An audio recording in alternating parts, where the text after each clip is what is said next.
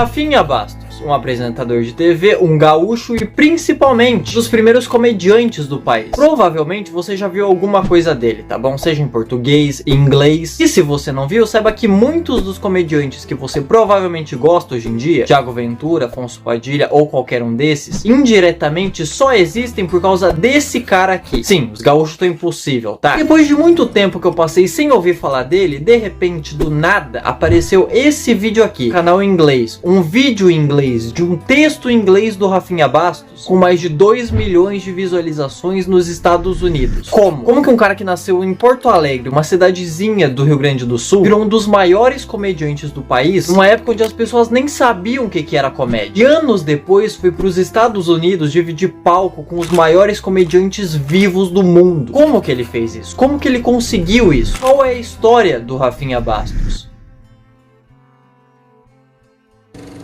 Rafael Bastos Roxman nasceu em 5 de dezembro de 1976. O cara tá quase na terceira idade, né, gente? Ele nasceu em Porto Alegre, filho de uma mãe cristã e um pai judeu. E desde pequeno, ele sempre gostou muito de basquete. Sim, isso vai ser importante mais pra frente, tá? Ele também gostava muito de jornalismo, inclusive se formou em jornalismo. E um ano depois de formado, ele foi pros Estados Unidos estudar e jogar basquete. Sim, eu sei que isso parece que não importa, tá bom? Mas sim, importa. Que foi nessa época que ele se tornou uma pessoa completamente competitiva, dedicada e que sempre quer ser o melhor. Gaúcho não quer perder nunca, né? Inacreditável. Tirando que também ele ir pra lá ajudou muito o inglês dele, o que de novo seria muito importante mais pra frente. Mas ele acabou desistindo desse sonho. Não achou que seria um grande jogador de basquete. Ele tá certo, tá? Judeu é bom em fazer dinheiro, não em esporte. Abaixa a arma, tá? Essa piada é dele. Mas voltando pro Rio Grande do Sul, ele foi trabalhar no jornal. Seguiu a área que ele era formado, jornalismo. E foi nessa época que surgiu a página do Rafinha. Site nos anos 2000 que ele simplesmente fazia videozinho engraçado. Sim, o cara fazia TikTok em 2001. É genial! Então, ele acabou começando a ficar famoso com a página do Rafinha. E foi pra São Paulo, foi tentar a vida lá. Talvez tentar uma página do Rafinha na TV. Em São Paulo, ele trabalhou com o João Kleber e até foi locutor de telesexo. Olha o que o cara aceitava fazer só pra não ter que voltar pro Rio Grande do Sul, né? E foi em São Paulo que ele conheceu alguns bares que tinham um palco, um microfone, e você subia lá e fazia as pessoas rirem. Coisa que ele já fazia na internet. Então, por que não tentar na vida real? Nesse momento, meu amigo, esse foi o começo não só de um dos maiores comediantes do país, mas também o começo da comédia no Brasil.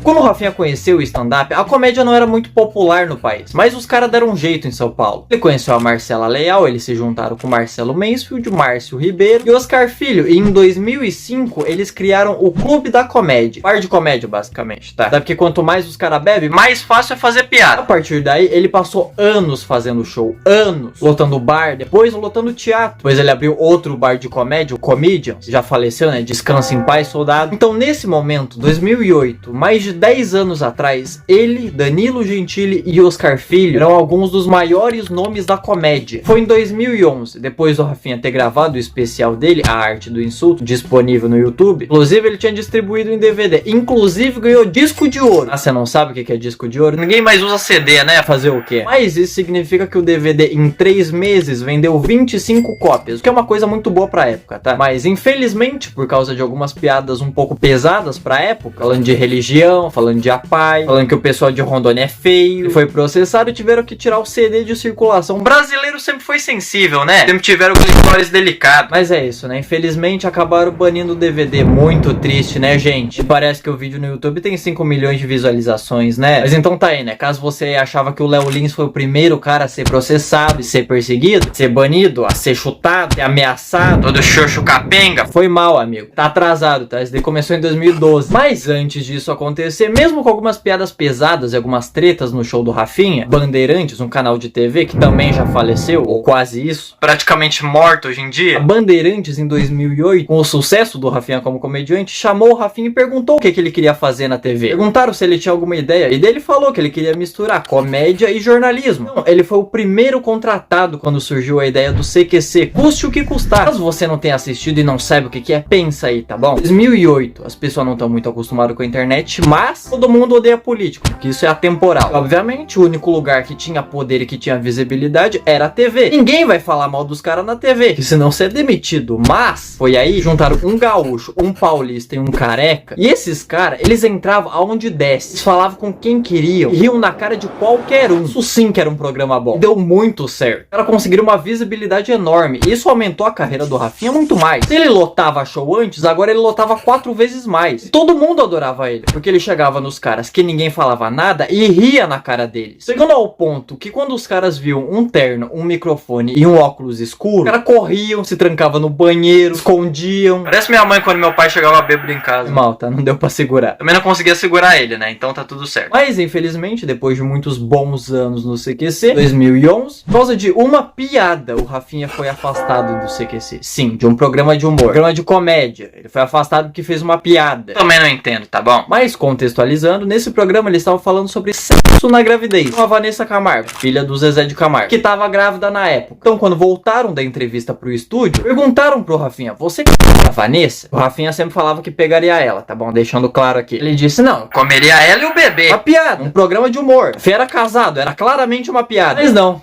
Acredito que o pessoal não gostou. Então o pessoal do CQC, vendo que não deu muito certo, vendo que todo mundo tava reclamando, tava sendo matéria, atacando o programa, o pessoal do CQC chamou o Rafinha e falou, então, você vai ter que pedir desculpa. Eu vou pedir desculpas não. Então você vai ser suspenso. Se é pra eu ser suspenso porque eu fiz uma piada no programa de comédia, então eu me demito. A Gaúcho é sempre teimoso, né? Incrível. Mas o Rafinha tinha um ponto. Era um programa de comédia. Foi criado pra falar de quem nunca se falava. Pra rir de quem era poderoso, de quem era famoso, que não aceitavam ser motivo de piada. Fazer isso sem se preocupar com patrocínio, com processo, qualquer coisa assim. De repente, agora que ele simplesmente tá fazendo o trabalho dele, você vai suspender ele. Se você fizer isso, ninguém mais vai falar de quem era pra falar. Todo mundo vai ficar com medo. E bom, a gente tá em 2024. Ele tava certo, tá? Ninguém mais ri de nada na TV. No final, ele não se demitiu e ele não foi embora. Ficou fazendo umas coisas por dentro da Bandeirantes e tal, trabalhando lá sem aparecer. Até porque, obviamente, nesse ponto, com os shows e com as propagandas que ele fazia quase todo dia, ele não tava nem aí. Ele não se importou em pagar o processo que a Vanessa Camargo meteu nele. 150 mil reais no total. 50 mil pra ela, 50 mil pro marido e 50 mil pro bebê. Criança não tinha nascido ainda. Criança não tinha CPF, tinha 50 mil na conta. Inacreditável. Mas depois que ele saiu da Bandeirantes, aí, meu amigo, o cara decidiu que ia fazer o que ele quisesse. Ele acabou se afastando um pouco dos palcos, então ele apresentou um talk show, fez uma série pra Fox. Antes disso, ele fez a Liga, que era um programa que tinha um pouco de humor, mas era muito mais de jornalismo, vendo a realidade das pessoas. Por exemplo, no episódio que o Rafinha passou 3 dias acompanhando um usuário de crack. Jornalista no Brasil tem coragem, né? Depois disso, ele acabou fazendo mais um show em 2015, Péssima Influência, também disponível no YouTube. Ele cita o fato de estar casado, cita o filho dele, ter sido processado pela Vanessa Camargo. Só coisa boa, né? Depois ele acabou se afastando mais ainda dos palcos e fez Internet o Filme. Porque como o Rafinha sempre foi um cara de internet, até antes de existir YouTube, ele sempre foi muito querido por essa galera. Todo mundo gostava dele. Inclusive ele tinha o canal dele, onde ele apresentava o 8 Minutos, que é um programa de entrevista. Tinha o Ilha de Barbados, né, com o PC Siqueira e com o Cauê Moura, que também faleceu, infelizmente, né, gostava bastante. Então, em 2017, ele resolveu chamar todo mundo pra fazer o filme. Se você tinha algum youtuber favorito na época, pode ter certeza, ele tava no filme, tá bom? E o filme é engraçadinho também, tá? Dá uma relaxada, vai com calma. Quem escreveu foi o Rafinha, não o Christopher Nolan, tá? Mas nesse momento que ele tava um pouco afastado dos palcos, uma coisa que ele tava tentando é ir tentar a carreira dele nos Estados Unidos. Primeiro ele tentou fazer alguma ponta em algum filme, teve reunião com Adam Sandler, com Jack Black, mas depois acabou deixando isso de lado. Participando de algumas coisas aqui, participando de uns vídeos ali, umas coisas mais calmas. Até porque assim, para pra pensar tudo que eu já falei pra você. O cara fez tudo o que ele queria. Foi apresentador, foi comediante, escreveu um filme, foi jornalista. Cada vez que ele tentava fazer alguma coisa, não era qualquer coisa. Ele não era só um comediante. Ele era um dos maiores e um dos primeiros comediantes do país. Ele entrou no CQC e ele não era só um cara que trabalhava lá de vez em quando. Ele não era só um cara qualquer na TV. Ele era um cara que não se importava em fazer a piada na cara da pessoa. Independente da consequência que ele fosse sofrer. Processado, ser demitido, ser xingado, isso nunca parou ele. Mas depois que você passa por tudo isso, depois que você chega no ápice da sua carreira, como que você continua? Como que você sente aquele frio na barriga de tentar alguma coisa nova? Aquela vontade de se desafiar só pra ver até onde você vai chegar? Como que você se motiva pra fazer algo novo quando você já fez tudo que você podia?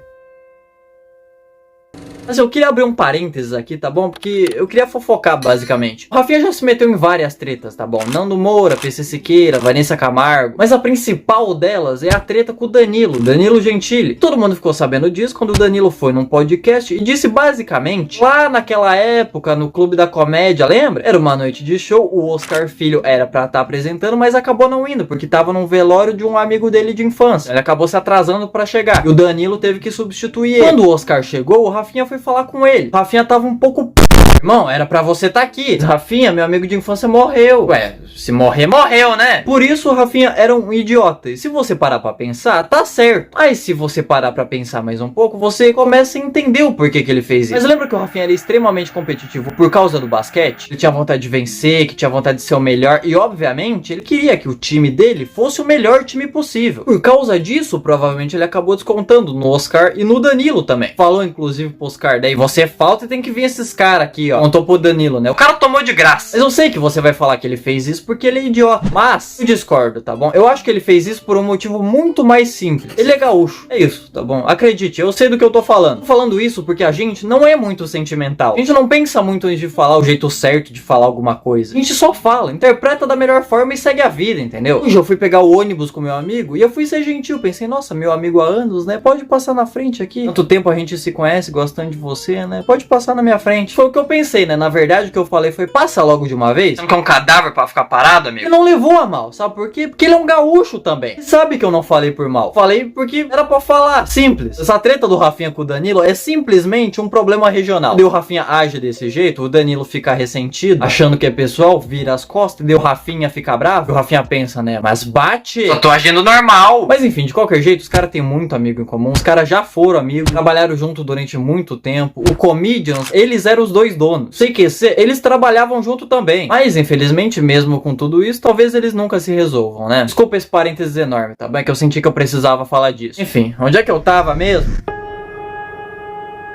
Ali por 2017, o Rafinha tava completamente afastado dos palcos e não tinha por que voltar. Ele não tinha aquele frio na barriga pra tentar de novo, tinha acabado de se divorciar, tava cuidando do filho dele, então ele não tinha por que voltar. Até que em outubro de 2017, os 4 amigos, que nessa época já estavam gigantescos, e obviamente eles têm uma ligação direta com o que os caras fizeram 10 anos antes, e obviamente eles reconhecem isso. Admiram muito o Rafinha por causa disso, inclusive chamaram ele pra uma participação especial, e graças a isso, reacendeu no Rafinha uma vontade de fazer aquilo de novo. Subir em um palco, de escrever coisa nova. Você vê pela aparência dele na época que ele precisava disso. Então aquele medo, aquela vontade de fazer alguma coisa nova voltou. Escreveu um especial novo, vendeu pra Netflix, o Ultimato o nome. Então ele decidiu fazer uma coisa diferente. Ele se mudou para os Estados Unidos pra fazer comédia lá. Talvez você não saiba disso, porque ninguém no Brasil se importa com comediante. Só a justiça, né? Os caras adoram encher o saco. Mas lá a comédia é extremamente gigantesca. Premiação de maior comediante do ano. Vários caras que você provavelmente conhece ou já viu em algum filme. Ed Murphy, Robin Williams, Tom Hanks, Andrew Lincoln, Adam Sandler, Jim Carrey. Todos esses caras só existem porque começaram sendo comediantes. E no Brasil tem 1, 2, 3 clubes de comédia por estado. Nos Estados Unidos tem 1, 2, 3 clubes de comédia por bairro. O cara teve que peitar as coisas. Teve que fazer show pra 14 pessoas. Abrir show dos outros. Claro que o fato dele ter 20 anos de experiência aqui ajudou muito, mas pros outros que estão lá, ele não é ninguém. Ninguém sabe quem ele é. Depois de anos que ele passou lá, agora ele divide palco com o Chris Rock, o Dave Chappelle. Muitos dizem ser o maior comediante vivo. Eu não sei, eu acho que nosso gaúcho tem chance de superar. Em caso você não tenha entendido ainda, tá? Eu vou traduzir pra você. Aí a Bruna Marquezine é legal porque ela participou do filme do Besouro Azul em Hollywood. Ok, é legal, divertido. Pra comparar com o Rafinha, é como se a Bruna Marquezine tivesse no filme dos Vingadores como a Viúva Negra. Esse é o nível de como o cara ataca os maiores. Esse é o nível que ele conseguiu chegar. Isso é uma participação especial. Ele tá lá, sendo inclusive um comediante fixo de vários clubes de comédia lá. Os maiores clubes de comédia que tem. Inclusive, recentemente, do Cellar, que é talvez o mais conhecido clube de comédia em Nova York. E é o sonho de muitos comediantes de lá pisar, fazer parte, ser comediante fixo daquele lugar. Muitos caras que têm anos de carreira. Muitos caras que têm especial no Netflix, mas que não conseguem passar no teste. E o Rafinha tá lá toda semana. É isso, entendeu? É isso que acontece quando num gaúcho usa 10% do cérebro. E atualmente, ele tá aí fazendo turnê na Europa, turnê nos Estados Unidos, com milhões de pessoas que nem imaginam quem ele é. Nem imaginam que esse cara fez tudo isso que eu contei pra você. Milhões de pessoas que estão lá simplesmente porque o cara é engraçado. Simplesmente porque ele é bom. Eu sei que o título do vídeo tá o maior comediante do país. Não porque ele é meu comediante favorito, ou porque ele é o mais famoso, mas porque ninguém fez o que ele tá fazendo. Pelo menos não ainda, né? Eu não sei. Talvez, assim como ele ajudou a comédia a surgir lá em 2005, ele tá fazendo agora, talvez ajude a comédia a ir pra um lugar diferente. Mas o que eu sei é que aquele moleque competitivo, que queria vencer não importa como, aquele moleque que tinha texto novo todo mês e que enchia o saco pros amigos acompanharem ele, esse moleque foi o cara que, mesmo sendo processado, ameaçado, xingado, não parou de fazer o que queria. Foi o cara que aproveitou todas as oportunidades que apareceram na frente dele, mesmo sem saber se ia conseguir fazer o que precisava ou não. Foi o cara que largou uma ótima profissão, que ia ter um ótimo futuro, pra fazer um tipo de comédia que na época as pessoas não sabiam nem falar o nome. Cara, que não teve medo de ir pra um lugar onde ninguém conhece ele, e mostrar que ele merece estar lá, mostrar que ele conquistou o lugar dele. Essa é a história do Rafinha Bastos. Assim, eu fiz esse vídeo aqui muito mais por mim do que por vocês, tá bom? Não vou mentir aqui também. Eu não entendia por que ninguém falava disso. Talvez assim você perceba, mesmo que você queira fazer alguma coisa, que você tem medo de não dar certo, tem medo de escolher isso porque não vê um futuro, talvez você devesse tentar. Talvez você tenha medo de aproveitar uma oportunidade porque não sabe se vai conseguir fazer aquilo direito. Talvez só tenha medo de falar alguma coisa e sofrer alguma consequência. Mas o Rafinha prova que você pode sim sentir tudo isso e ainda assim fazer as coisas que ninguém nem pensava que dava pra fazer. Enfim, o que eu tinha pra dizer eu já disse, né? Espero que você tenha gostado. Até a próxima.